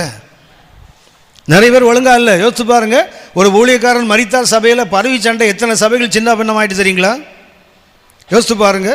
மிக பெரிய பெரிய ஸ்தாபனங்கள் எல்லாம் ஒரு தேவ மனிதன் மரித்த போது அடுத்தது யார் போதகாரன் இன்னைக்கு சண்டை தானே. இன்றைக்கு வரைக்கும் பிரிவினைகள் தானே. ஏன்? they have not settled their problem. பிரச்சனைகளை அவங்க சரிப்படுத்தவில்லை. என்ன நினைச்சாங்க? இப்படியே சாஸ்வதமாக இருப்பேன்னு நினச்சிருக்கலாம். ஒருவேளை யாருக்கும் அந்த உத்தரவாதம் இல்லையே. அப்படின்னா ஒவ்வொரு அடி எடுத்து வைக்கும்போது we must be prepared to face the rest. அந்த இளைப்பாறுதலை சந்திப்பதற்கு நீங்கள் எப்போதும் ஆயத்தமாக இருக்க வேண்டும். நான் சொன்னேனே, ஒரு அண்ணன் என்ன அந்த ஊழியங்களுக்குள்ளே என்ன ரொம்ப உற்சாகப்படுத்தி நடத்துறது அவங்க தான். அவர் மருந்து சாப்பிடாத ஒரு தெய்வ மனிதன். அவர் மருந்து சாப்பிட மாட்டாங்க. சென்னையில் உள்ள தலைமைச் செயலகத்தில் சோஷியல் வெல்ஃபேர் டிபார்ட்மெண்ட்டில் அண்டர் செக்ரட்டரி இருந்தவர். ஆனால் அவர் மருந்து சாப்பிடாமலே அநேக ஆண்டுகள் ரட்சிக்கப்படுது, மருந்து சாப்பிட்டதில்லை அவர். ஏன்னா வியாதியிலிருந்து தான் கர்த்தர் ரட்சித்தார். ஆக அதுக்கு ஒரு மருந்து எடுத்துக்கல வாழ்நாள் முழுவதும். அவர் திடீர்னு பிரெயினில் ஒரு பகுதி ஒர்க் பண்ணலை. அவருக்கு ஒரு நாள் காலையிலேருந்து ஜெபம் பண்ணிட்டு இருந்தாங்க, மறுபடியும் படுத்திருக்காங்க. நான் சொன்னேனே முழங்கால் இன்னும் ஜெபிக்கிறார். அன்றைக்கி படுத்திருந்தார். அக்கா வந்து பார்த்தாங்க. அப்பான்னாங்க. அவருக்கு உணர்வே இல்லை. ஹாஸ்பிட்டலுக்கு போகாதவர். அவங்க வீட்டில் ஒரு அறை செய்து வைத்திருந்தார். ஜன்னலே இல்லாமல் ஒரு அறை இருக்கும் அவங்க வீட்டில். அவருடைய வீட்டில் ஒரு அறையில் ஜன்னலை கிடையாது, டோர் மாத்திரம்தான் இருக்கும். பிள்ளைகள் வந்து பெரிய பையன் ஊழியக்காரராக இருக்கார். அடுத்த பையன் வந்து ஊழியம் சம்மந்தப்பட்ட ஒன்றில் தான் இருக்கிறான். என்ன சொல்கிறாருன்னா, அந்த பிள்ளைங்க 2 பேரும் கூட சொல்லியிருந்தார், டே எப்போவாது எனக்கு நினைவு இருக்கிற வரைக்கும் நான் வியாதியோடு போராடுவேன், ஜெபிப்பேன், கண்டிப்பாக வெற்றி பெறுவேன், ஃபெய்த் எனக்கு இருக்குது. ஒரு வேளை நான் அன்கான்ஷியஸ் ஆகிட்டேன், என்னை ஹாஸ்பிட்டலுக்கு கொண்டு போகக்கூடாது, இந்த ரூமை திறந்து பூட்டி கதவை பூட்டிடுங்க, அவ்வளோதான். நான் சுகமாகி என்னைக்கு கதவை தட்டுறனோ அப்போ தான் திறக்கணும், அது வரைக்கும் திறக்கக்கூடாது. இப்போ இவர் ஜூம் ஆகிட்டார். ஆள் பிரெயினில் ஒரு பகுதி பிளாக் ஆகிடுச்சு, வேலை செய்யலை, ஒரு பெரிய ஹெமரேஜ் நின்றுச்சு அவருக்கு. இப்போ பசங்களுக்கு ஒரு பெரிய போராட்டம். எப்படி பெற்ற தகப்பனை கொண்டு உள்ளே போட்டு கதவை அடைக்க முடியும்? அவர் விசுவாசத்தில் சொல்லிட்டாரு. இவங்க கொண்டு போட்டாங்கன்னா மற்றவங்களாம் என்ன பாடுபடுத்துவான்? என்ன பண்ணாங்கன்னா ஒரு ஹாஸ்பிட்டல் கொண்டு போனாங்க. ஹாஸ்பிட்டலில் என்ன பண்ணால் அவருக்கு சலையெல்லாம் ஏற்றோன்னு கொஞ்சம் நினைவு வந்தபோது கேட்டார், என்னையே இங்கே கொண்டு வந்த, முதல்ல வீட்டுக்கு எடுத்துகிட்டு போ. அது சொன்னால், இல்லைப்பா உங்களுக்கு என்ன ப்ராப்ளம் செக் பண்ண வேண்டாம்டா, கர்த்தர் கூப்பிட்றாரு, நான் போக போகிறேன்னு வீட்டுக்கு கூப்பிட்டு போ. அவர் தொல்லை பொறுக்க முடியாமல் அன்றைக்கு ஈவினிங்கு வீட்டுக்கு கொண்டு போகல, எங்கள் சர்ச் கொண்டு வந்துட்டாங்க. சர்ச்சில் 10 நாட்கள் இருந்தாங்க. அவர் கர்த்தருக்குள்ள நித்திரை அடைந்தார். கர்த்தருக்குள்ள சந்தோஷமாக போயிட்டாங்க. எந்த விதமாக போகும்போது என்ன ஆச்சரியம்னா, அவர் அந்த முடிந்து போகும்போது அந்த பேங்க் அக்கௌண்ட்டை பார்த்தா 74 ரூபா தான் அந்த பேங்க் பேலன்ஸ் இருந்தது. மீது எல்லாவற்றையும் அதுக்கு முன்னாடி எல்லா மிஷினரி ஸ்தாபங்களுக்கு யார் யார் கொடுக்கணும் எல்லாத்தையும் அது கொடுத்துட்டு வெறும் 74 ரூபா மாத்திரம் அவருடைய பாஸ்புக்கில் இருந்தது. சரி, எவ்வளோ க்ளீனாக செட்டில்டாக இருக்கிறாங்க பாருங்கள். அவருக்கு ஒரு குரு இருந்தார். குரு என்றால் அவர் கருத்துக்களை நடத்தி அவர் இருந்தவர். அவர் எப்படின்னா 10 நாட்கள் அவரும் அவரும் மருந்து சாப்பிடாது. 10 நாள் வியாதியாக இருந்து மறித்தார். கூட யாருமே இல்லை. மனைவி விசுவாசத்தில் அந்த அம்மா ஹார்ட் அட்டாக்கில் சேர்த்தே போயிட்டாங்க. ஒரு 2 பையன் இருக்கிறான், ஒரு பொண்ணு இருக்கிறாங்க. ஆனால் இவர் என்ன பண்ணார்னா 10 நாளைக்கு முன்னாடி ஒரு பெரிய பேப்பர் எடுத்து இந்த ஃபேனை யாருக்கு கொடுக்கணும், இந்த டேபிள் யாருக்கு கொடுக்கணும், அவர் ஒரு TS50 வச்சுருந்தார், அதை யாருக்கு கொடுக்கணும் எல்லாத்தையும் எழுதிட்டார். எழுதி வச்சுட்டு 10 நாள் அமைதியாக படுத்திருந்தார். அண்ணே கொஞ்சம் இருமல் இருக்குது, கொஞ்சம் ரசம் சாப்பிடுங்க அண்ணே. மருந்துன்னு ரசம் சாப்பிட்டா அதுவும் விஷம் தான், சாப்பிட மாட்டேன். ஸோ அவரும் மரித்து போனார். இப்படி ஏன் சொல்லணும்னு சொன்னால், தே ஹேவ் செட்டில்டு. மரணத்தை சந்திப்பதற்கு எப்போதும் அவங்க பயந்ததும் இல்லை, மரணத்தை பற்றி அவங்க ஆயத்தமாகவே இருந்திருக்கிறாங்க. இன்றைக்கி யாராவது நம்மளுக்கு இன்றைக்கு நடந்தால் என்ன ஆகும்? Are we prepared? ஆபிரகாம் ப்ரிப்பேர்டாக இருந்தார். அந்த ஓய்வின் பயணம் இருக்கிறது, ஜேர்னி ஆஃப் ரெஸ்ட் இருக்கிறதால Abraham was prepared to meet the death or the rest. அந்த இளைப்பாறுதலை சந்திப்பதற்கு அவர் காத்திருந்தார், ஆயத்தத்தோடு இருந்தார். இப்போ எசேக்கியா ஆயத்தத்தோடு இல்லை. உன் வீட்டு காரியத்தை ஒழுங்குபடுத்துன்னு சொன்னார். அப்போ எசேக்கியா ஆயத்தமாக இல்லை. ஆனால் ஆபிரகாம் அப்படி அல்ல, ஆயத்தத்தோடு இருந்தான். இன்னொரு கதை நான் உங்களுக்கு சுட்டி காட்டுகிறேன். தானியேல் 12:13 வாசிங்க. தானியேல் 12ஆம் அதிகாரம் 13ஆம் வசனம். நீயோவென்றால் முடிவு வருமட்டும் போயிரு, நீ இளைப்பாரி கொண்டிருந்து நாட்களின் முடிவிலே சுதந்திர வீதத்துக்கு எழுந்திருப்பாய் என்றான். அதாவது தானியேலுக்கு ஒன்று சொல்லப்படுகிறது, நீயோவென்றால் போய் இளைப்பாரி கொண்டிருந்து உன் சுதந்திர வீரத்துக்கு எழுந்திருப்பாய். அப்போது ஒரு பரிசுத்தவானுடைய மரணம் என்பது என்ன? ரெஸ்ட். அது எதுக்கு அவர் ரெஸ்ட்? அது பின்னாடி ஒரு சுதந்திரம் வரப்போகிறது. அந்த சுதந்திரத்துக்கு காத்திருக்கிற நேரத்துக்கு பேர் தான் மரணம். ரொம்ப திரும்பி வாசிங்கம்மா அந்த வசனத்தை. நீயோவென்றால் முடிவு வருமட்டும் போயிரு. முடிவு வருமட்டும் என்ன செய்ய? போய் இரு, போய் செத்து போயிடுன்னு சொல்லல. கர்த்தர் என்ன சொல்றாரு? அந்த முடிவு வரும் வரை நீ போய் இரு. இஸ் a வெயிட்டிங் டைம், காத்திருக்கின்ற ஒரு நேரம். நீ இளைப்பாரி கொண்டிருந்து. அப்ப அந்த மரணத்துக்கு பேர் என்ன பேரு? ரெஸ்ட். இளைப்பாரி கொண்டிருந்து நாட்களின் முடிவிலே உன் சுதந்திர வீதத்துக்கு எழுந்திருப்பாய் என்றான். மரணத்தை பத்தி நமக்கு நல்லா தெரியணும். Death is the entrance to eternity. மரணம் என்பது காலத்திலிருந்து நித்தியத்துக்குள்ளே நாம் பிரவேசிக்கிற அறையின் கதவு. It's a door to enter into eternity. ஆனால் நமக்கு அதை பார்த்தாலே பயமாக இருக்குல்ல. மரணம் என்ற பேரை பார்த்தாலே பயமாக இருக்குல்ல. ஒரு முறை என்கிட்ட ஒரு அக்கா சொன்னாங்க, பைபிள் ஸ்டடி வரவங்க சொன்னாங்க, இது தனியாகவே சுற்றுறீங்களே, ஏற்கனவே உடம்பு சரியில்லாத மனுஷன், ஏதாவது ஒன்று ஆயிட்டா என்ன பண்ணுவீங்க போகிற இடத்துலன்னாங்க. நான் சொன்னேன், போனால் இங்கே செத்தா நீங்களாம் அடக்கம் பண்ணுவீங்க, அங்கே செத்தா கத்தர் அடக்கம் பண்ணுவார். மோசே அடக்கம் பண்ணவர் என்ன மாத்திரம் நான் விட்டுறவா போகிறாருன்னு சொன்னேன். என் ஒய்ஃப் கூட இருந்தா, மிரண்டு போயிட்டாவா. பாவி மனுஷா இப்படியா நினச்சிட்டு இருக்கிறா, இனி ஒன்று வெளியே விட மாட்டேனா. நான் சொன்னேன், வீட்டில் இருந்தாலும் சாவேன், வெளியே போனாலும் சாவேன். வீட்டில் இருந்து ஹார்ட் அட்டாக்கில் சாகிறது, வெளியே போய் கத்தருக்காக சாகிறது மேன்மை இல்லையா? இதுக்கெல்லாம் சத்தமே வராதுன்னு எனக்கு தெரியும். அதெல்லாம் கவனிங்க. எனக்கு அந்த ஹார்ட் அட்டாக் வந்தபோது அவங்க சொல்லிட்டாங்க, மாடிப்படி வேகமாக ஏறக்கூடாது, மாடிப்படியே ஏறக்கூடாது. இன்றைக்கும் கொழுப்பு ஓடி தான் ஏறுவேன் படியில். அப்படி சொல்லலாம். ஏன்னா அடுத்தவங்களுக்கு இல்லை, எனக்குள்ள ஒரு ராட்சசம் உட்காந்துருக்கான். அவனுக்கு அப்பப்போ தலையில் தட்டினா தான் ஒழுங்காக இருப்பான். அது சொல்லுவான், உனக்கு தான் ஹார்ட் சரியாக வேலை செய்யலை, இதை பார், ஓடுறான் பார், குடுக்குன்னு ஓடுறது, அவ்வளோதான், அதோட கம்முன்னு ஆகிடுவான் அவன். எனக்கு டாக்டர் சொல்லிட்டான், எக்கோ கார்டியோகிராம் சொல்லிட்டான், உங்களுக்கு ஹார்ட்டு 40% தான் பம்ப் ஆகுது. இந்த ஹார்ட் இருக்கு இல்லையா, எவ்வளவு தான்? 40% தான். இப்போ உங்களுக்கு 100% பம்பிங் வந்து 40 தான். ஆகவே உங்களுக்கு அப்பப்போ மூச்சு திணறல் வரும், அப்பப்போ உங்களுக்கு ஒரு மாதிரி வரும், கிடினஸ்லாம் வரும், ஜாக்கிரதையாக இருங்க. 6 வருஷம் ஆச்சு, இன்னைக்கு கிடினஸுக்கு தான் கிடினஸ் வந்திருக்கு, எனக்கு வரல இது வரைக்கும். ஏன்னா எனக்கு தெரியும், என்னுடைய நாட்டில் என் கையில் இல்லை, எங்கள் அப்பா கையில் இருக்குது. அவருடைய கையில் இருக்கும்போது நான் வீட்டில் உட்காந்துருந்தா சாக மாட்டேன்னா என்ன? கண்டிப்பாக சாகும், எங்கேயும் ஒரு நாள் சாகுறேன். கத்தருக்காக சேர்த்தா அது மதிப்பு தானே. 16ஆம் தேதி ஸ்ரீலங்கா போகிறேன், ஏப்ரல் 16 ஸ்ரீலங்கா போகிறேன். ஒருவர் சமயத்தில் கேட்டார், என்னையா ரொம்ப குழப்பமான நேரமாக இருக்குது, இந்தியா வேறு எதிராக வேறு ஓட்டு வேறு போட்டு தொலைச்சிட்டானுங்க, போகிறவன அடிக்கிறாங்க, ரத்த சாட்சியாக சத்தா மதிப்பு மகிமை தான். எல்லா பைபிள் ஸ்டடியும் என்னை பற்றி பேசுவாங்க. அப்புறம் அன்னை ரத்த சாட்சியாக மறித்து விட்டான்னு சொல்லுவாங்க, சந்தோஷமாக இருக்கும். போய் அப்படி தான் செத்து போகிறேனே அப்படின்னா. கொழுப்பு ஜாஸ்தி தான் அவங்களுக்குண்டார். ஏற்கனவே எனக்கு கொழுப்பு இல்லை, எனக்கு இருக்க சுகர் தான். கொழுப்புனால எனக்கு ஹார்ட் அட்டாக் வரல, சுகர்னால தான் ஹார்ட் அட்டாக் வந்தது. எனக்கு கொழுப்பே கிடையாது, கொலஸ்ட்ரால் நல்ல கொலஸ்ட்ரால் கிடையாது, எல்லாம் பேலன்ஸாக இருக்குது எனக்கு, அதனால் பிரச்சனை இல்லை. கவனிங்க, எந்த நிமிஷத்தை நான் எனக்கு வச்சுருக்கேன் என்ன தெரியுங்களா, நான் ரட்சிக்கப்பட்டிருக்கேன்னா மரண பயம் எனக்கு இருக்காது. மரண பயம் எனக்கு இருக்குதுன்னா நான் இன்னும் சரியாக ரட்சிக்கப்படலைன்னு அர்த்தம். நான் எப்போ ரட்சிக்கப்பட்டிருக்கேன் எனக்கு ரொம்ப நம்பிக்கை வந்தேன்னா ஹார்ட் அட்டாக் வந்தபோது தான். அதில் 1% கூட எனக்கு பயமே இல்லை. 20 நாளுக்கு மேலே நினைவே இல்லாமல் இருந்தேன் பெட்டில். அந்த 20 நாளில் பார்த்தீங்கன்னா நிறைய பேர் வந்து என்ன பார்த்துருக்காங்க, எனக்கு ஞாபகம் இல்லை. ஆனால் என் ஒய்ஃப் சொல்கிறா, வந்தவங்கெல்லாம் சொல்லிட்டு போனாங்க, இந்த ஆள் இப்போல்லாம் சாக மாட்டான். ஏன்னா வசனத்தையே சொல்லிட்டு இருந்திருக்கேன் அந்த 20 நாளும் அன்கான்ஷியஸ் ஸ்டேட்டில். வசனத்தை மாத்திரமே சொல்லிட்டு இருந்திருக்கிறேன். நான் பைபிள் ஸ்கூலில் டீச் பண்ணிட்டு இருந்தப்போ பைபிள் ஸ்கூல் பிரின்ஸிபால் வந்திருக்காரு, வந்து எப்படி பார்த்துட்டு இருந்தார். ஐசியூவில் அவர் ஏதோ பெர்மிஷன் வாங்கி வந்துட்டார். உள்ள பார்த்துட்டு இருக்கும்போது சொன்னானா, கீழ்ப்படியாத மாட்டை போல் அடிக்கப்படுவேன் நான் அவரை பார்த்து. எளிமையாக சொல்லாந்துங்களா, கீழ்ப்படியாத மாட்டை போல் நான் அடிக்கப்பட்டேன். அந்த வசந்த அவப்பா சொன்னான். சொன்னான், இந்த மனுஷனுக்கு கொழுப்பு அடங்கலை, இன்னும் அன்கான்ஷியஸில் இருக்கிறேன். இந்த ஆள் இப்போல்லாம் சாக மாட்டான், கல் தூக்கி போட்டாலும் சாக மாட்டான், சிஸ்டர் சோத்திரம் பண்ணிட்டு போங்க. அப்போ தான் யோசித்தேன், ஆஹா நம்ம உண்மையில் ரட்சிக்கப்பட்டிருக்கோம் போல் இருக்குது. மரணை பற்றி பயம் இருக்குன்னா உண்மையாகவே சொல்லுகிறேன், நம்ம ஒன்றும் சரியாக ரட்சிக்கப்படலை. மரணம் என்றால் நான் சொல்கிறேன், it is an entrance to eternity. நித்தியத்துக்குள் நுழைவதற்கு ஒரு நுழைவாயில், அதுதான் மரணம். எல்லா மனுஷருக்கும் வாழ்க்கையில் ஒரு நாள் அது வரும். வரும்போது என்னென்னா, நான் இப்போ இங்கே போயிருந்தேன், தூத்துக்குடிக்கு போயிருந்த போது அங்கே 2 நாள் மிஷினரி செமினாரில் பேசினேன். அங்கே வந்த மிஷினரி எல்லாம் என்னை ஒரு மாதிரி ஆச்சரியத்தோடு இப்படி ஏறி இறங்க பார்த்துட்டே இருந்தாங்க. எனக்கு புரியலை. 2 நாள் மீட்டிங் முடிஞ்ச பிறகு அவங்க சொன்னாங்க, ஐயா எஸ்எஸ் பாண்டியன் ஒருத்தரை பற்றி நீங்கள் கேள்விப்பட்டிருக்கீங்களா? நான் சொன்னேன் தெரியாதுன்னு. பல்லாவரம் ஏசிஎல் சர்ச்சில் பாஸ்டர் ஸ்டீஃபனோட கூட இருந்தவர். அப்படியா? பாஸ்டர் ஸ்டீஃபன் எனக்கு தெரியும், கூட வந்தவர் தெரியாது.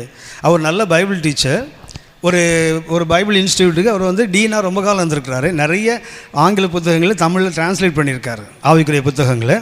மிகச்சிறந்த ஒரு வேத பண்டிதரான். அவர் சொல்கிறாங்க, நீங்கள் அவர் முகம், அவர் சிரிக்கிறது, பேசுகிறது அப்பப்போ புரியுதான்னு கேட்குறீங்களே, அப்படி தான் அவரும் கேட்பார். சரி, இப்போ எங்கே இருக்காங்க? அவர் செத்து போயிட்டார். அப்போ நான் யோசித்தேன், இவ்வளவு கர்த்தருக்கு பயன்பட்ட ஒரு மனுஷனும் ஒரு நாள் சாகத்தானே வேணும். எப்படிப்பட்ட C.H. ஸ்பர்ஜனும் ஒரு நாள் செத்து தானே போனார். எப்படிப்பட்ட தேவ மனுஷன் ஒரு நாள் செத்து போனாங்கல்ல. அது வெஸ்லியாக இருக்கட்டும், யார் சபையில் எத்தனை பெரிய மாற்றங்களை கொண்டு வந்தவங்களோ rather one day they have to face death இல்லையா. அது என்றைக்கு வேணால் வரலாம். அப்போ நம்ம என்னச்சுன்னா we must be prepared for that. அதுக்காக இப்போவே சவப்பட்டி வாங்கி வச்சுட்டு உட்காந்துருக்குன்னு சொல்லலை. ஆனால் என்ன இருக்கணும் தானே, மரணத்தை கண்டு பயப்படாமல் இருக்கணும்ல. எந்த விஷயம் வந்தாலும் ஐ ஆம் செட்டில்டு, நான் சரி பண்ண வேண்டிய விஷயம் ஒன்றுமே இல்லை. ஆபிரகாம் இளைப்பாறுதலுக்குள்ள யாரை போல தானியேல் எப்படி உள்ளே போனாரோ அதே போல் ஆபிரகாம் எங்கே போகிறார், என்டர்ட் இன்டு ஹிஸ் எட்டர்னி, அதாவது இந்த ரெஸ்ட், அந்த நித்தியத்துக்குள் நுழைந்தார். எனக்கு சந்தோஷம் என்ன தெரியுங்களா, ஆபிரகாம் இளைப்பாறுதலுக்குள்ளே போகலை, இளைப்பாறுதலாக மாறினார். ஆபிரகாமுடைய ஓய்வின் பயணத்தில் என்ன விசேஷம் தெரியுங்களா, தானியேல் கூட என்ன பண்ணார், நீ போய் இளைப்பாரி கொண்டிருந்து உன் சுதந்திர வீரத்துக்கு எழுந்திருப்பாய் அப்படின்னா, தானியேல் போல் ஒரு பரிசுத்தவானை பைபிளில் பார்க்க முடியாது. அது மனித பாத்திரங்களில் குற்றமே சொல்லாமல் எழுதப்பட்ட ஒரே ஒரு பாத்திரம் தானியேல் தான். ஆண்டவராக இயேசு இருக்கிறாரு. அடுத்தது மனிதனாக இருந்து அவர் தப்பு பண்ணாருன்னு எழுதப்படாத ஒருவர் தானியேல் தான். அந்த தானியேல் கூட என்ன பண்ணார், he entered into his rest. அவர் எங்கே போனார், இளைப்பாறுதலுக்குள்ளே போய் பிரவேசித்தார். ஆனால் ஆபிரகாம் என்னவா மாறினார் தெரியுங்களா, இளைப்பாறுதலாகவே மாறிவிட்டார். ஆமென். புரியுதா உங்களுக்கு? லூக்கா 16ஆம் அதிகாரம் 23ஆம் வசனம். லூக்கா 16:23. பாதாளத்திலே அவன் வேதனை படுகிற போது தன் கண்களை ஏறெடுத்து தூரத்திலே ஆபிரகாமையும் அவன் மடியிலே லாசருவையும் கண்டான். ஆபிரகாம் மடி என்றால் உங்களுக்கு தெரியும், ஜஸ்ட் அவனுடைய லேப் இல்லை, அந்த மேல் பாதாளத்துக்கு பேரே பூசம் ஆஃப் ஏப்ரஹாம். அதாவது கர்த்தருக்குள் மரித்த பழைய ஏற்பாட்டு பரிசுத்தவான்கள் பிரவேசிக்கிற இடமே என்ன இடம் தான், ஞாபகம் இருக்கா? பாதாளத்தில் மேல் பகுதி ஒன்று இருக்குது, கீழ்ப்பகுதி ஒன்று இருக்குது, நல்ல ஒரு பெரிய கல்ஃப், ஒரு பெரிய இடைவேளை. தேவன் இல்லாமல் மறிக்கிறவனுக்கு கீழே, தேவனோடு மறிக்கிறவனுக்கு மேலே. அந்த இடத்துக்கே யூதன் என்ன பேர் கொடுத்தான் தெரியுங்களா, பூசம் ஆஃப் ஏப்ரஹாம், ஆபிரகாமின் மடி. சும்மா ஆபிரகாம் ஆசீர்வதிக்க குழந்தைய மாதிரி மடியில் வச்சுட்டு உட்கார்ந்துருக்கல, அந்த இடத்துக்கு பேர் என்ன பேர் தான், ஆபிரகாமின் மடி. என்றால் ஆபிரகாம் இளைப்பாறுதலுக்குள்ளே போகலை, ஹி பிகேம் ரெஸ்ட். அவனே என்னவா மாறிட்டார், இளைப்பாறுதலாக. பின்னாடி வரவனுக்கு அவர் யாராக மாறினார், இளைப்பாறுதலாக மாறிட்டார். அப்படின்னா இந்த ஓய்வின் பயணம் மிக முக்கியமானது. ஆபிரகாம் ஓய்வுக்குள்ளே மாத்திரம் நுழையில, அவருக்கு பின்வருகின்ற சந்ததிக்கு அவர் என்னவா மாறிட்டார், ஒரு தகப்பனுடைய மடியாக. அந்த இடத்துக்கு பேர் ஆபிரகாமின் மடி என்று பேர். ஆபிரகாம் இந்த இடத்துக்கு அல்ல, அவங்களுக்கு பரிசுத்தவான்கள் கர்த்தருக்குள்ள மறிக்கிறான்ல. எப்போ உதாரணமாக தானியேல் உள்ள போனார்ல, இது எங்கன்னா ஆபிரகாம் மடிக்குள்ளே தான் போனார். தாவீது அன்னைக்கு எங்கே போயிருக்க முடியும், ஆபிரகாம் மடிக்குள்ளே தான். மோசே எங்கே போனார், ஆபிரகாம் மடிக்குள்ளே தான். அப்படின்னா அந்த ஆன்மாக்கள் எங்கே போகுது தெரியுங்களா, ஒரு இளைப்பாறுகின்ற இடத்துக்குள் போகிறது. அந்த இடத்துக்கு பேர் என்ன பேர் தெரியுங்களா, ஆபிரகாமின் மடி. அப்படின்னா ஆபிரகாம் இளைப்பாறுதலுக்குள்ளே மாத்திரம் பிரவேசிக்கலை, he became rest of the remaining saints. பின்னாடி வருகிற பரிசுத்தவான்களுக்கு அவர் என்னவா மாறிட்டார், ஒரு மடியாகவே, இளைப்பாறுகிற தகப்பனுடைய மடியாகவே அவர் மாறி போனார் இல்லையா. எவ்வளோ பெரிய பாக்கியம் தெரியுங்களா. அதனால் இந்த ஓய்வை பற்றி கொஞ்சம் யோசிங்க, சரியா? இப்போ சாப்பிட்டுட்டு மத்தியானம் ஓய்வு எடுப்பீங்கள்ல, அந்த ஓய்வு இல்லை. தேவனுடைய ஜனங்களுக்கு இளைப்பாறுகிற காலம் இனிதான், இன்னைக்கு இல்லை. சரியா? அதுக்கு என்ன, நாங்கள் பைபிள் ஸ்டடியிலே ஓய்வு எடுத்து விடுவோமே, அப்புறம் தனியாக வேறு படுத்து ஓய்வு எடுக்கணுமா? அப்புறம் அவனுடைய பயணம் இதோடு முடிந்து விட்டது. சரியா? கர்த்தரை நோக்கி பார்ப்போம், ஜெபிப்போம். புனித பயணம் என்ற தலைப்பில் நாம் ஆபிரகாமுடைய பயணங்களை இதுவரைக்கும் அவர் ஊர் என்ற இடத்திலிருந்து புறப்பட்டு மக்பேலா என்ற குகை வரைக்கும் அவருடைய பயணம் 15 பயணங்கள் அவர் வாழ்க்கையில் இருந்தது. இந்த 15 பயணங்களை நாம் கவனித்திருக்கிறோம். ஆபிரகாம் அழைப்பின் பயணத்தில் ஆரம்பித்து அவருடைய ஓய்வின் பயணம் வரைக்கும், அவருடைய இளைப்பாறுதலின் ஜேர்னி ஆஃப் ரெஸ்ட். ஒவ்வொரு கர்த்தருடைய பிள்ளையும் ஆழ்ந்து கவனிக்க வேண்டிய பயணங்கள். நீங்கள் நானும் ஒரு புனித பயணத்தை மேற்கொண்டிருக்கிறோம். மீட்கப்பட்ட நீங்கள் நானும் ஒவ்வொருவரும் பரலோகத்தை நோக்கி போய்கொண்டே இருக்கிறோம். சங்கீதம் 84:5 நாம் இதற்கு ஆதாரமாக கவனித்து கொண்டிருக்கிறோம்.